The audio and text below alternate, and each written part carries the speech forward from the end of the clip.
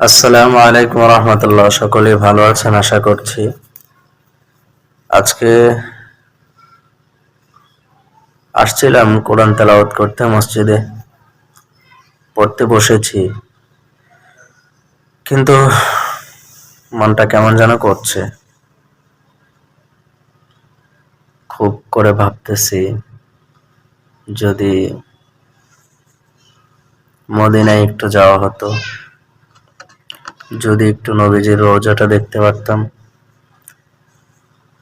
যদি একটু কাবা ঘরের কালো কাপড়টা ছুঁয়ে দেখতে পারতাম। এগুলো ভাবতে ভাবতে খুব খারাপ লাগতেছে। একটা কথায় আছে না, মদিনা ওয়ালি এক গরিব আশিকু হো। আমি তো মদিনাওয়ালার অত্যন্ত দরিদ্র একজন আশেক, তা আমি কিভাবে যাব? তাই আল্লাহর কাছে দোয়া করি, আল্লাহ যেন মদিনায় যাওয়ার তৌফিক দান করে। সবার জন্য প্রত্যাশা, সবার জন্যই দোয়া করি, আল্লাহ যেন সবাইকে মদিনায় যাওয়ার তৌফিক দান করে।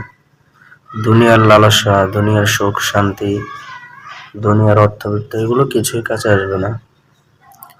আপনার ভালোবাসা যদি একমাত্র আল্লাহ এবং তার রাসূলের জন্য না হয়, এগুলো তো কোনো কাজে আসবে না।